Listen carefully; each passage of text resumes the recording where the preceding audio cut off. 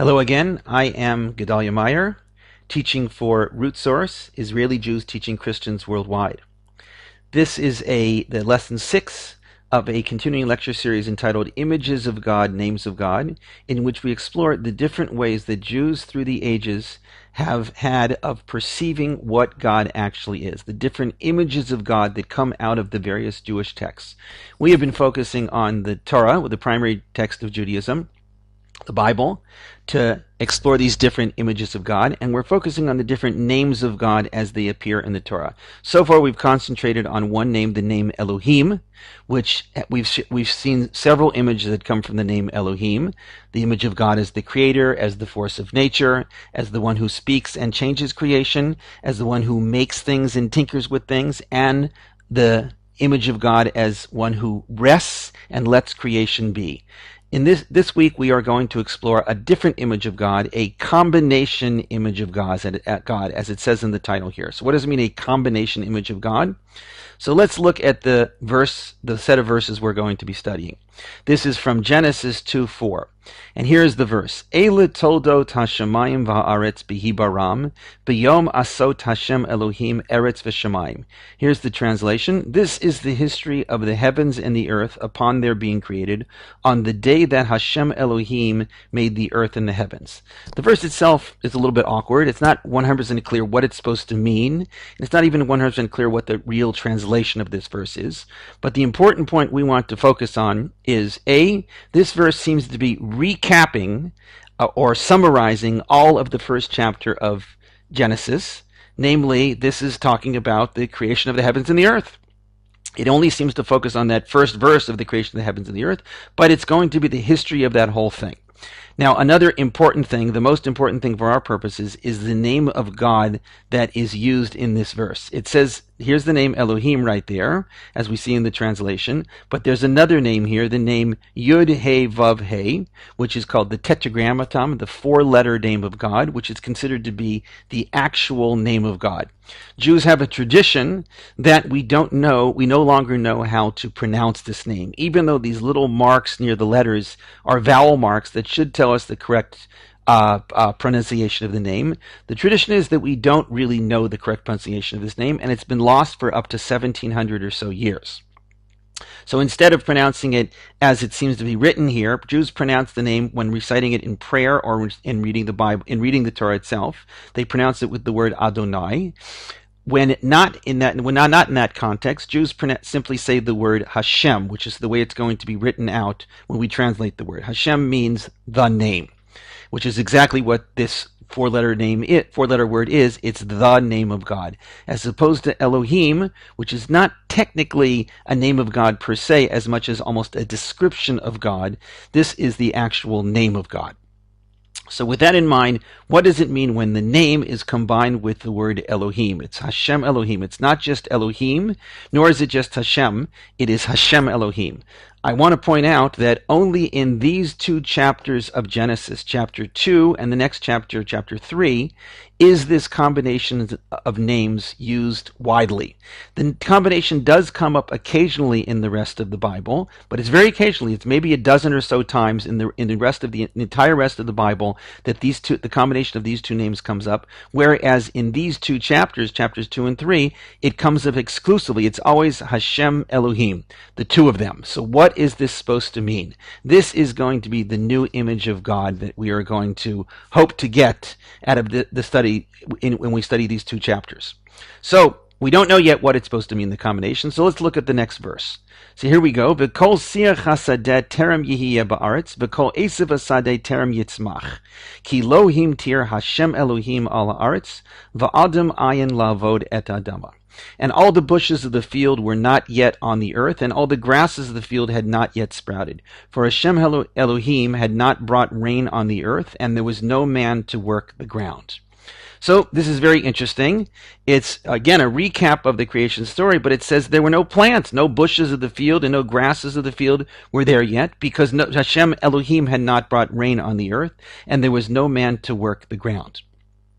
So what does this verse mean?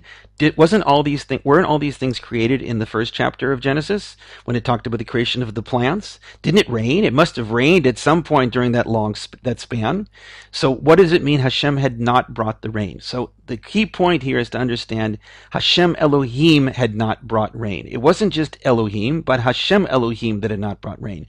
Perhaps in whatever time span this first 6 days of creation took, was it 6 days? Was it billions of years? Who knows? But whatever that was all under the guidance of the name Elohim, the creator and the maker and the speaker and the one who rested and all of that. Now we have a new name of God who had not brought rain. This name of God is Hashem Elohim. Elohim perhaps brought rain, but Hashem Elohim had not brought rain up until this point.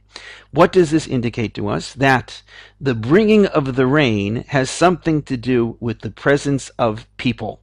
For there was no man to work the ground. If there was no man to appreciate the benefit of the rains, the blessing of having rains to make the grasses and the bushes come forth and the crops and everything, if there was no man to appreciate that, Hashem Elohim would not make it rain.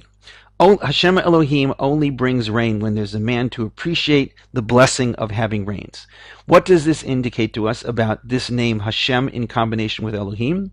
Elohim is still the force of nature. Of that there is no question. Elohim runs nature, maintains it, brings rain, makes the rain happen. Rain is a fact of nature.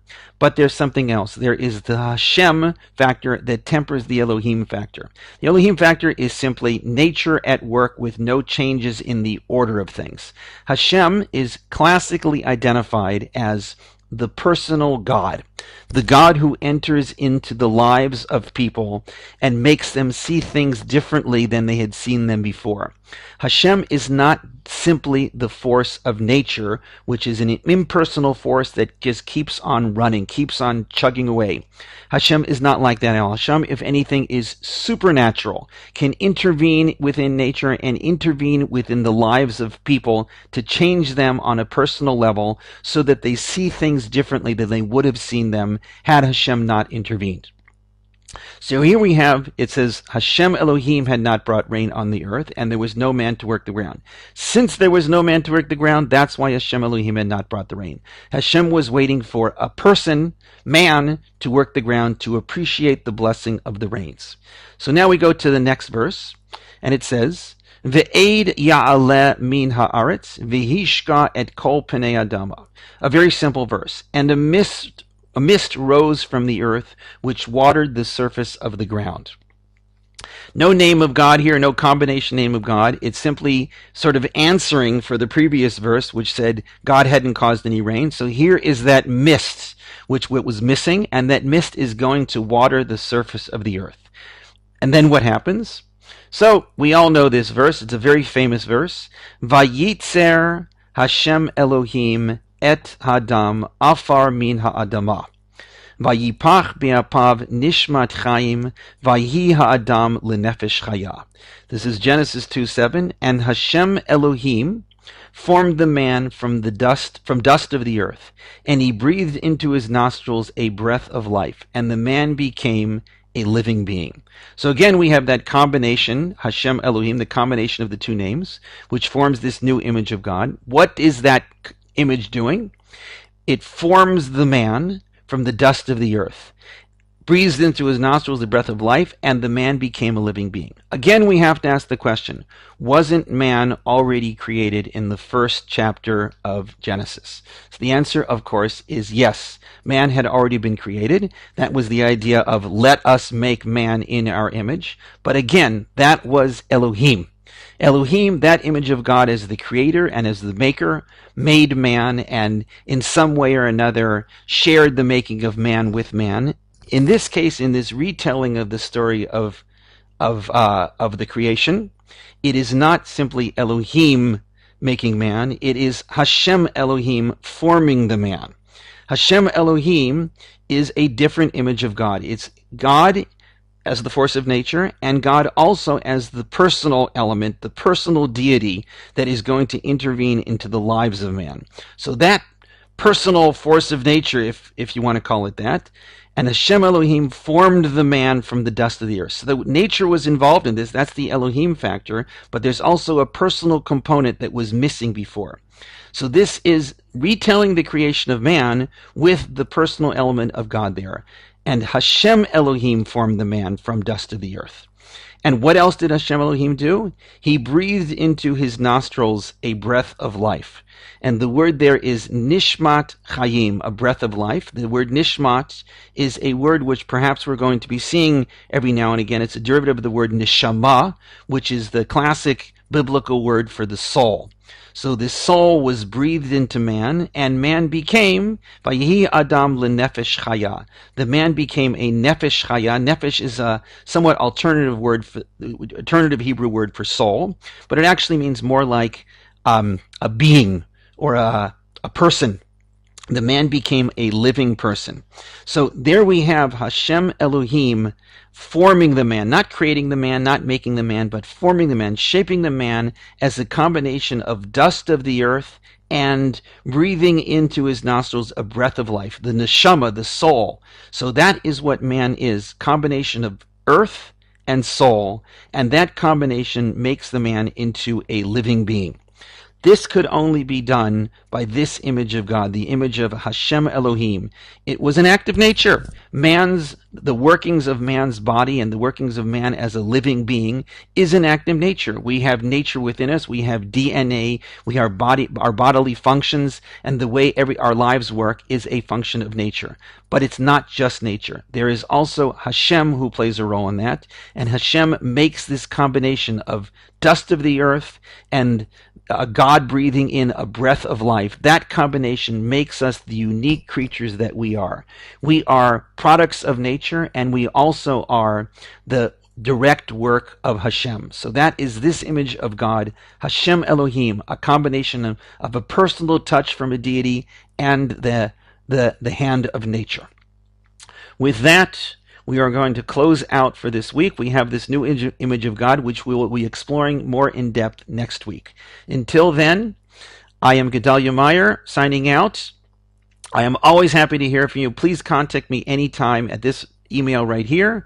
I love to interact with my students. I wish you all a good week.